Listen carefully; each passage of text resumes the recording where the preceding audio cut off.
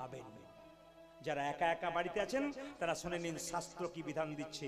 অসমর্থ বানের জন্য বলছে, যারা পারবে না তাদের জন্য বলল, রজস্বল অবস্থায় আপনারা রান্নাঘরে যখন ঢুকবেন গলায় কাপড়টা দিয়ে, মা অন্নপূর্ণার মন্দির হলো ধীরে, মা অন্নপূর্ণার মন্দির হলো রান্নাঘর, তাই রান্নাঘরে ঢুকবার সময় রান্নাঘরকে প্রণাম করে বলবেন, অন্নপূর্ণা দেবী তুমিও নারী আমিও নারী, আমি রজপ্রবৃত্তি অবস্থায় আছি, আমার উপায় নাই, রান্না করতে হবে, তুমি আমাকে নিজ গুণে ক্ষমা করে দাও। আপনি রান্না করবেন। যদি এতগুলো কথা না বলতে পারেন, আপনি হরে কৃষ্ণ মহামন্ত্র বলে প্রণাম করে আপনি রান্না করতে পারেন। এক। 2 নম্বর, সবাই শুনে নেবেন। 2 নম্বর হচ্ছে, আপনি যে বিছানায় শুয়ে থাকেন, বারবার অনুরোধ করে গেলাম, রজপ্রবৃত্তি অবস্থায় শাস্ত্র বলল আপনি সেই বিছানায় শোবেন না, আপনি আলাদা বিছানায় 3 দিন শোবেন। আপনার মেয়ের যদি 18 বছর বয়স হয়, আপনার মেয়েটাকে আপনার সঙ্গে নেবেন না। আপনার ছেলে যদি 7-8 বছর বয়স হয়, আপনার ছেলেকে আপনি তার সঙ্গে নেবেন না, আপনার সঙ্গে নেবেন না। আপনার বাচ্চা যদি খুব ছোট হয়, মায়ের দুগ্ধ পান করে, একমাত্র তাকে নেবেন, বাকি বড় বাচ্চা হয়ে গেলে আপনি কাছে রাখবেন না, আপনি একা থাকবেন। এতে আপনি এটা অন্তত আপনারা করতে পারবেন, আপনার লাভ আছে, অনেক লাভ আছে। দেখে নেবেন, নিয়ম পালন করবেন, শাস্ত্র অনুযায়ী আপনাদের কাজ আছে। এবার দেখুন মহাভারতের শান্তি পর্ব কি বলল, এক একটা করে রেফারেন্স দিচ্ছে আমি শাস্ত্রের, আপনারা মিলিয়ে দেখে নেবেন।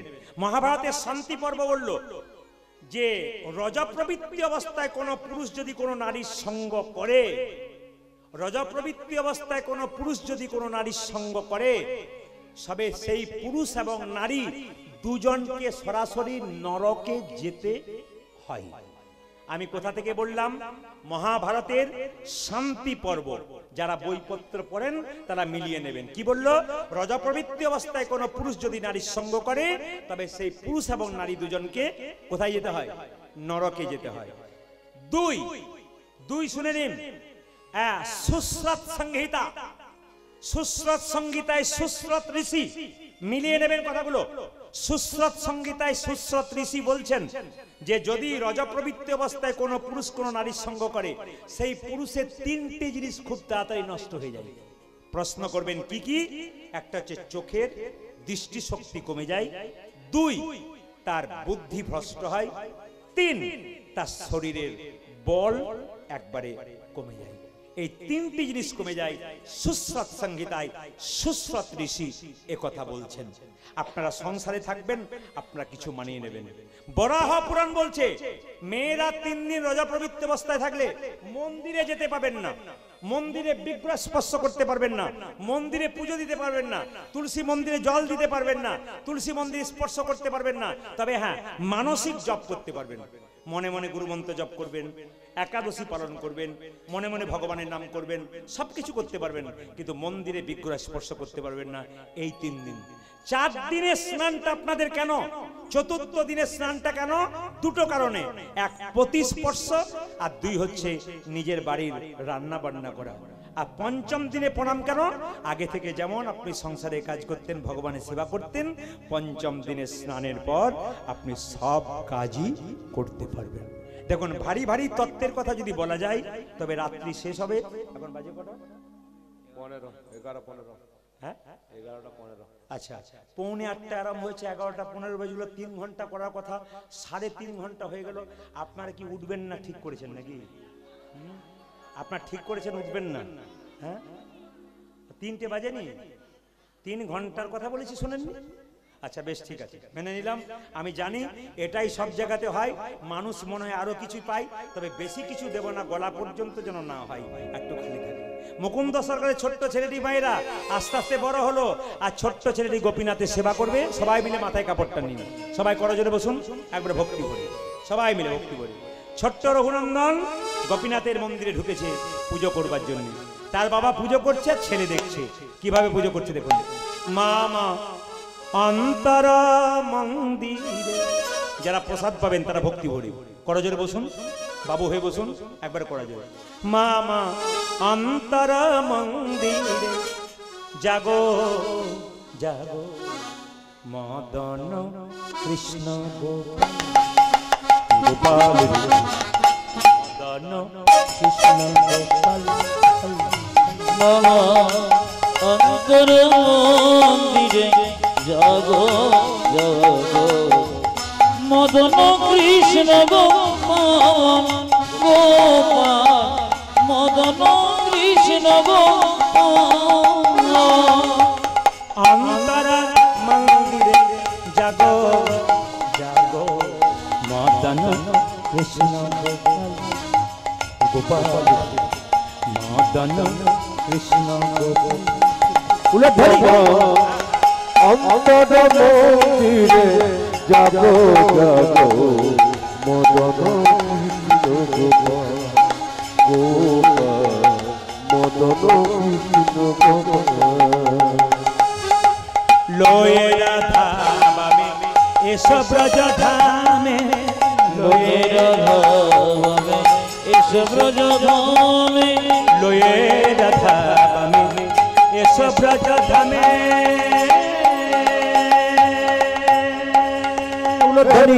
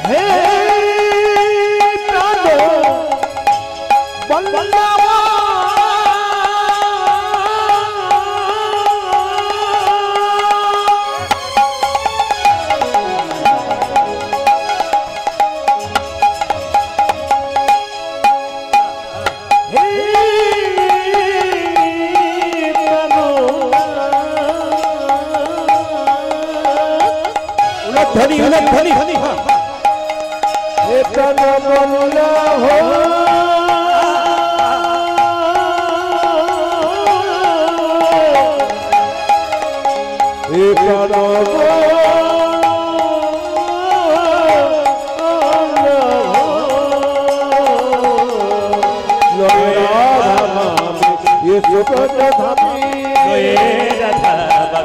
এসো ব্রজ ধামে এসো এসো গিরিধারীরা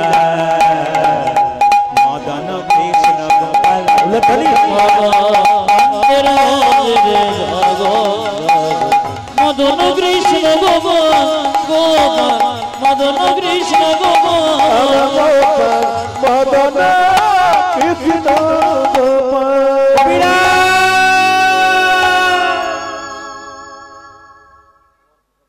ছোট্ট রঘুনন্দন যখন পুজো করছে, পাশের গ্রাম থেকে একটা ছোট্ট ছেলে এসে তার বাবাকে জিজ্ঞেস করছে, কবিরাজ আমার বাবার বড় পেটে যন্ত্রণা, একবার চিকিৎসা করবে চলো।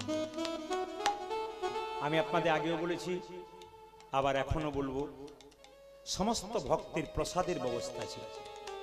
আমি যখন থেকে ঢুকেছি তখন থেকে প্রসাদ তৈরি হচ্ছে, এখনো পর্যন্ত হচ্ছে আপনাদের সেবার জন্য। সেবা আপনারা পাবেন।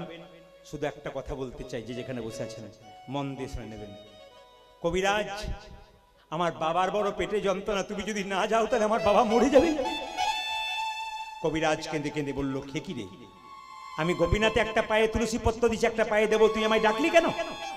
তুমি যদি না যাও আমার বাবা মরে যাবে, আমার যে মা নাই। কি বললি? তোর মা নাই? যারা এতক্ষণ ধরে কীর্তন শুনলেন বা শুনছেন, তাদের কাছে প্রদীপ পালে বিনীত নিবেদন রইল, কৃষ্ণকে পুজো করবেন কি না করবেন সেটা আপনার ব্যক্তিগত ব্যাপার। দেবদেবীকে পুজো করবেন কি না করবেন আপনার ব্যক্তিগত ব্যাপার, কিন্তু বাড়ির দুটো দেবদেবীকে কিন্তু আপনি পুজো করবেন। তিনি হলেন বাবা আর মা। আমি ফাল্গুন মাসে 10 দিন, চৈত্র মাসে 10 দিন আর মাঘ মাসে 10 দিন, এই 3টে মাস দক্ষিণ চব্বিশ পরগনায় 3-10-30টা লীলা আমি দিই।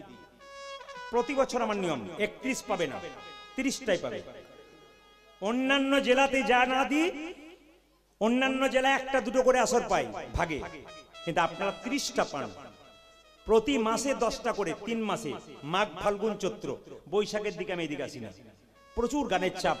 নদিয়া, মালদা, মুর্শিদাবাদ, উত্তর দিনাজপুর, দক্ষিণ দিনাজপুর, প্রত্যেক জেলায় জেলায় কাতারে কাতারে অনুষ্ঠান হয়, প্রচুর সময় দেওয়া যায় না।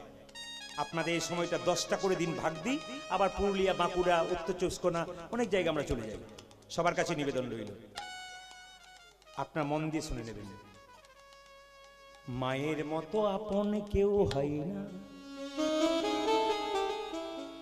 মা হলো বাড়ির খুঁটি আর বাবা হলো ছাদ। এই দুটো যেদিন চলে যাবে আপনার বাড়িতে আপন বলতে আর কেউ রইবে না।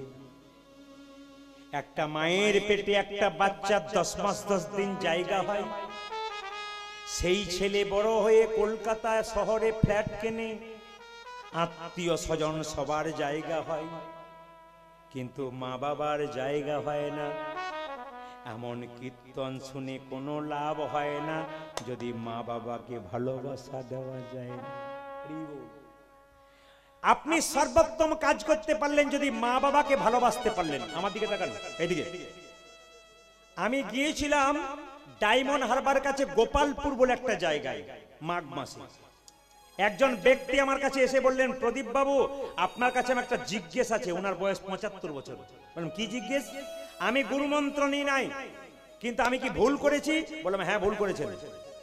বলছে আমি আর একটা কাজ করেছিল শুনলেন না? বলে কি? আমার বাবা মাকে চিরকাল সেবা করেছি। এখনো ঘর থেকে বেরোনোর সময় আমার বাবার ছবিতে, মায়ের ছবিতে মালা দিয়ে প্রণাম করে তারপর যাই, আর বাড়ি এসে প্রণাম করি। আমি গুরুমন্ত্র নিই নাই, আমি সুস্থ সুন্দর আছি। আমরা আপনি তো ঠিক কাজ করেছেন। গুরুর আগে বাবা মাকে সেবা করতে হবে। যদি কেউ মনে করেন আমার গুরুর চরণ আগে সেবা করব, বাবার পরে করব, আপনি ভুল করছেন। আগে বাবা মায়ের চরণ সেবা করবেন, তারপর গুরুর চরণ সেবা করবেন। ভগবান কৃষ্ণ নিজের মুখে বলেছেন, প্রথম গুরু পিতা মাতা, যার থেকে জন্ম পেলি সেই দিন কেঁদে কেঁদে বেড়াই, আর তুই যতই কৃষ্ণ কৃষ্ণ বলে কান, তোর কোনোদিন কৃপা হবে না। তাই ছোট ছোট বাচ্চাদের বলবো, যারা কম বয়সে ছেলে মেয়ে আছে তাদেরকে বলবো, যদি কৃষ্ণ সেবা করতে চাও, ভগবানের সেবা করতে চাও, আগে মা বাবাকে সেবা করো, মা বাবাকে ভালোবাসো। যে মা বাবাকে সংসারে ভালোবাসতে পারবেন তার সংসারে সবসময় জয় থাকবে। আপনারা জানেন যে যিনি ওই চাণক্য পণ্ডিত, তার সামনের দাঁত দুটো দেখবেন নাই। জোরে বলুন হ্যাঁ না না। চাণক্য পণ্ডিতের ছবি দেখেছেন? সামনের দাঁত দুটো নাই। কেন? চাণক্য পণ্ডিত যখন ছোট ছিল তখন তার মা একজন জ্যোতিষ এসেছিল, চাণক্যর হাত দেখে বলল চাণক্য রাজা হবে। তার মা বলল, খোকা তুই নাকি রাজা হবি? ছেলে বলল, মা রাজা হলে কি হয়? রাজা হলে বাবা মাকে ভুলে যাই। বলছে তাই নাকি? তাহলে আমি কি তোমাকে ভুলে যাব রাজা হলে? বলে হ্যাঁ, ভুলে গেলেও যেতে পারিস, ছেলে রাজা হলে হতে পারে। সঙ্গে সঙ্গে চাণক্য পণ্ডিত কি করলো? একটা পাথরের টুকরে এনে তার দাঁত দুটো ফটাফট ভেঙে দিল। জিজ্ঞেস করলো, তুই দাঁতগুলো ভেঙে দিলি কেন? বলছে মা আমি রাজা হব না, আমি রাজা হব না, আর আমি তোমার ভুলবো না, এই জন্য দাঁত দুটো ভেঙে দিলাম। দাঁত বড় থাকলেই তো রাজা হব, আমি রাজা হব না। এরকম সন্তান যদি ঘরে ঘরে হয়, আমি চাই এরকম সন্তান হোক। ছোট্ট রঘুনন্দন গোপীনাথের সেবা করছে, আর বাবা ছেলেটা বাবাকে চিকিৎসা করতে গেল। সবাই করে জোরে বসুন। ছোট্ট রঘুনন্দন বাবা গোপীনাথের সেবা করছে। কি বলে বলছে? মামা, আহা কেঁদে কেঁদে বলছে, ও গো গোপীনাথ ঘনশ্যাম। কত বয়স? জোরে বলুন। কত বয়সের ছেলে বললাম? 5 বছর। রঘুনন্দন সেবা করছে। আপনাদের যা বয়স আপনারা হিসাব করুন, একটা 5 বছরের ছেলে কেমন সেবা করছে। ও গো গোপীনাথ ঘনশ্যাম। সবাই দর্শন করুন এই জায়গাটা। ও গো গোপীনাথ ঘনশ্যাম, ও গো গোপীনাথ ঘনশ্যাম, ও গো গোপীনাথ ঘনশ্যাম, ও গো গোপীনাথ ঘনশ্যাম, ও গো গোপীনাথ ঘনশ্যাম। আরে যোগো গোপীনাথ ঘনশ্যাম, যোগো গোপীনাথ ঘনশ্যাম। ছোট্ট বাচ্চা ছেলেটা মন্দিরের ভিতরে ঢুকেছে। পাথরের গোপীনাথকে বলছে, গোপীনাথ নাড়ু খাও, নাড়ু খাও। ও বুঝতে পেরেছি, তুমি কেন নাড়ু খাচ্ছ না? ছোট্ট বাচ্চাটা বলছে, দরজাটা হাঁ করে খোলা আছে, তোমার লজ্জা করছে। আচ্ছা বাবা, দরজাটাকে বন্ধ করে দিলাম, এবার নাড়ু খাও। ও তোমার মাথার ময়ূর পাকাতে অসুবিধা হচ্ছে? আচ্ছা ময়ূরের পালকটা খুলে দিলাম, এবার তুমি নাড়ু খাও। পাথরের গোপীনাথকে ছোট্ট রঘুনন্দন বারবার বলছে, নাড়ু খাও, নাড়ু খাও। পাথরের গোপীনাথ নাড়ু খাচ্ছে না। হঠাৎ বলল, তুমি, ও বুঝতে পেরেছি, বাবা তোমাকে চন্দন দিয়ে সাজায়, বাবা তোমাকে গঙ্গা জল দেয়, তুলসী পত্র দেয়, কিন্তু ওগো গোপীনাথ আমার কাছে চন্দন কেনার পয়সা নাই, আমার কাছে তুলসী পত্র নাই, গঙ্গা জল নাই, আমি তোমার কেমন করে সেবা করব? ছোট্ট ছেলে বলে উঠল, বলছে শাস্ত্রে বলেছে চন্দন কেনার পয়সা যদি কারো না থাকে, ভক্তি চন্দন গোবিন্দের চরণে দাও। তুলসী পাতা যদি কারো কাছে না থাকে, মন তুলসী গোবিন্দের চরণে দাও। গঙ্গা জল নাই বা রইল, ভগবান দুটো নদী দিয়েছে, একটা ডান চোখ একটা বাম চোখ। নয়নের জল দিয়ে কেউ যদি গোবিন্দের চরণ সেবা করতে পারে, গোবিন্দ তার হয়ে যায়। বারবার বলছে গোপীনাথ নাড়ু খাও নাড়ু খাও, কোনো মতে খাচ্ছে না। পাথর গোপীনাথের পায়ে ছোট্ট রঘুনন্দন মাথা ঢুকছে, গোপীনাথ গোপীনাথ গোপীনাথ। রক্ত আর চোখের জলে মন্দির ভেসে যাচ্ছে। পাথরের গোপীনাথে কেঁদে কেঁদে বলছে, রঘুরে, লোকে আমায় সোনার থালায় রূপোর থালায় পায়েস দেয়, তুই আমার চরণে মাথা ঠুকে রক্ত দিয়ে আমার চরণ সেবা করছিস।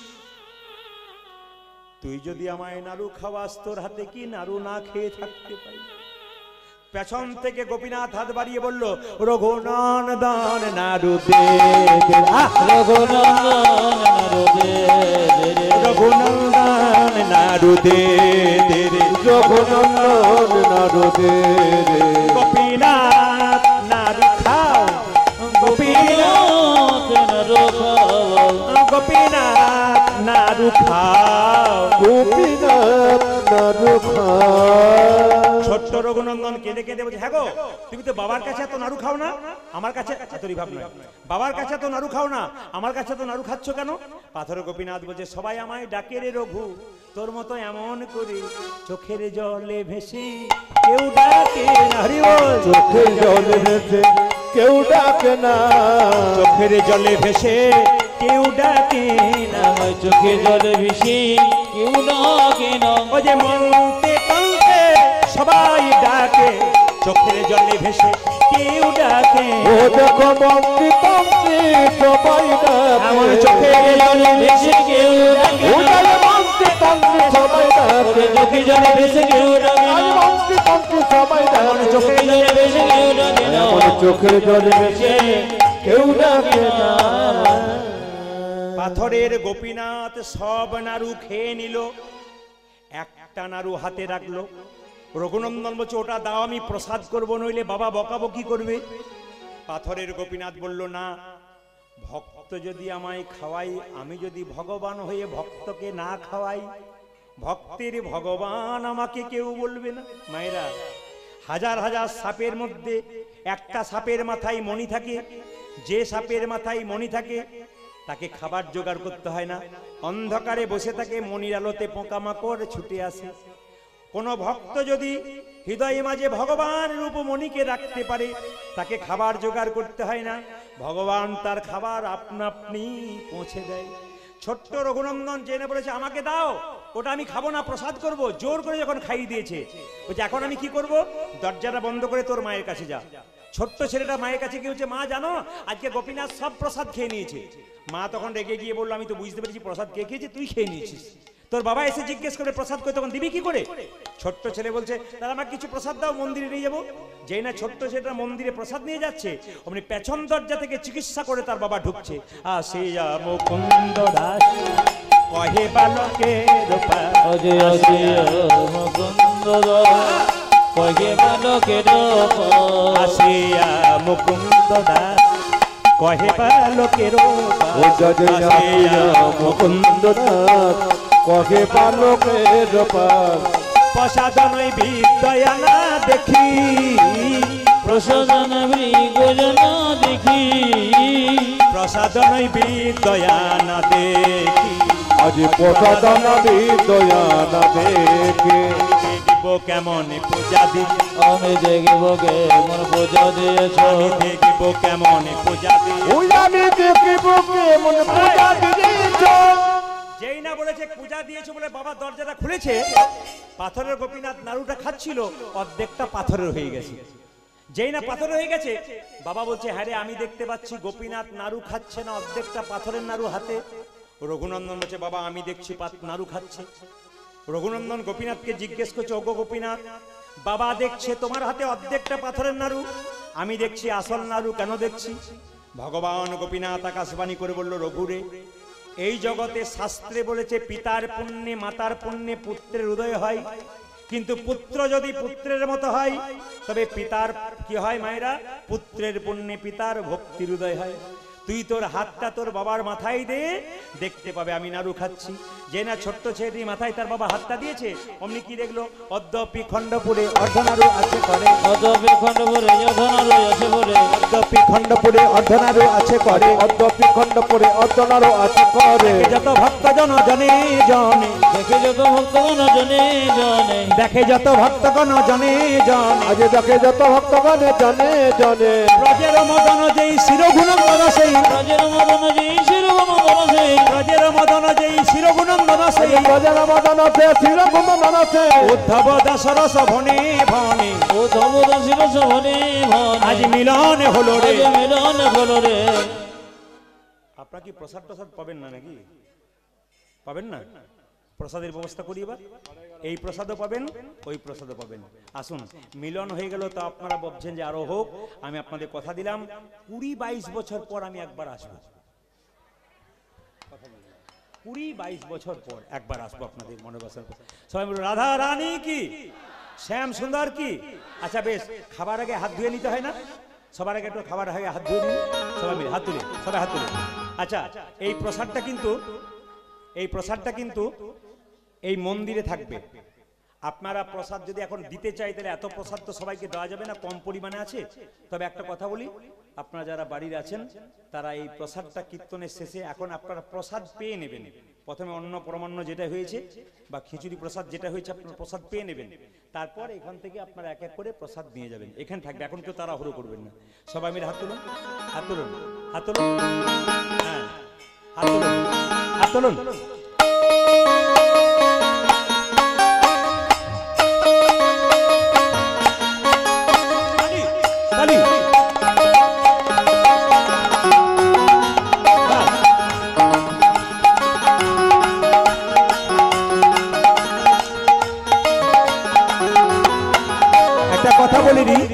একটা কথা বলে দিই, যারা কীর্তন শুনছেন, যারা ইউটিউবে ক্যামেরা করছেন, তারা আমার নাম্বারটা রাখবেন। আমার একটা ফেক নাম্বার আপনার মোবাইলে দেখবেন। আমার আসল নাম্বার হচ্ছে 97 32 16 99 34। ভুল করে ক্যামেরাম্যানরা ওই 34টা 38 করেছে। যে নাম্বারের শেষে 38 দেখবেন ওই নাম্বারে আপনারা কল করবেন না। উনি প্রদীপ পালের ম্যানেজার বলে, উনি কিন্তু আমাদের জাতির মানুষ নয়, অন্য জাতির। প্রদীপ পালের ম্যানেজার বলে প্রচুর টাকা 5000 10,000 করে নিয়ে নিচ্ছে। আপনারা ভাবছেন প্রদীপ পাল বাইনা হচ্ছে, কিন্তু হচ্ছে না। আপনাদের যদি সন্দেহ হয়, আপনারা বারবার বললাম ভিডিও ক্যামেরা করে দেখবেন, আপনাকে একবার দেখতে চাই, ব্যাস। 1 নম্বর। 2 নম্বর, আমার পার্সোনাল নাম্বার আপনাদের দিচ্ছি, নাম্বারটা লোড করুন। 62 96 14 14 27। 62, আপনার মোবাইল থাকলে লোড করতে পারেন। 62 96 14 14 27 এই নাম্বারে কল করতে হয়। 1 বছর আগে বুকিং করতে হয়। হাত তুলবেন সবাই মিলে, একসঙ্গে একসঙ্গে সবাই, হাততালি দিয়ে।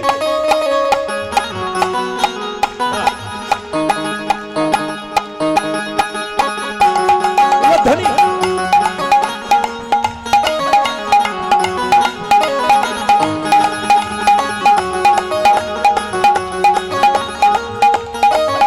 বলে দি,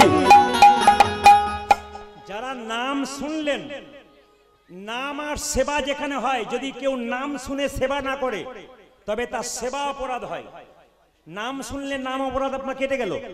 এবার সেবা হবে, যদি কেউ নাম শুনে মনে করেন বাড়িতে গিয়ে শোবো, না তা নয়। নাম শোনার পর যদি কেউ প্রসাদ না পায় তবে তার সেবা অপরাধ হয়। তাই বারবার বলবো, যারা নাম শুনলেন যে যেমন পারবেন, ইনারা প্রসাদের ব্যবস্থা করেছেন। এখানে বসবে তো, তাই নাকি? এখানে সবাই লম্বা হয়ে বসবেন, আপনার প্রসাদ পাবেন। আগে হাত তুলে হাতটা ঠিক করুন, হাত তুলুন। শ্যামল তনু যে হলো আবিরেতে লাল, আবিরেতে লাল, হোলি খেলিছে আমার ব্রজের গোপাল। শ্যামল তনু যে হলো আবিরেতে লাল, আবিরেতে লাল, হোলি খেলিছে আমার ব্রজের গোপাল। শ্যামল তনু যে হলো আবিরেতে লাল, আবিরেতে লাল, হোলি খেলিছে আমার ব্রজের গোপাল। তালি দিয়ে। শ্যামল তনু যে হলো আবিরেতে লাল, আবিরেতে লাল, হোলি খেলিছে আমার ব্রজের গোপাল।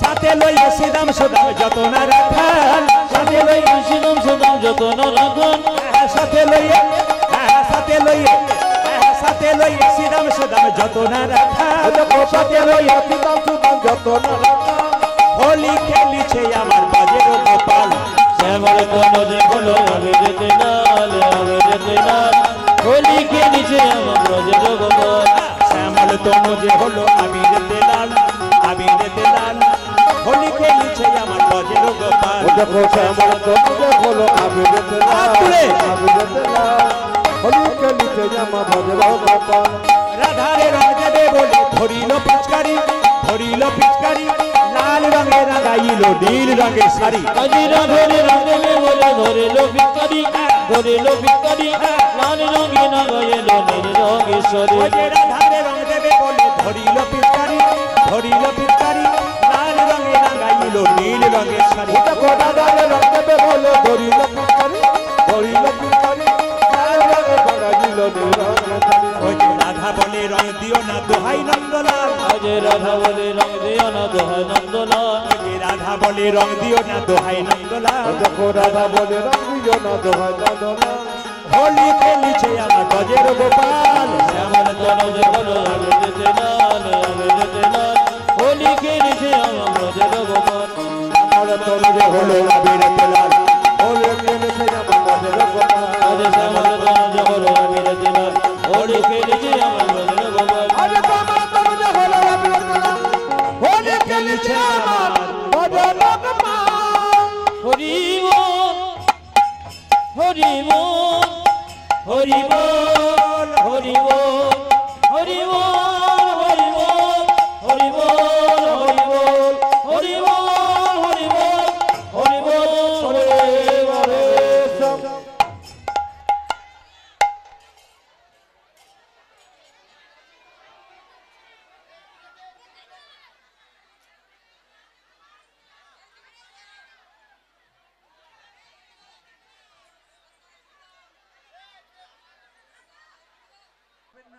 সেইভাবেই বসে যান, কোনো অসুবিধা নেই সেইভাবে।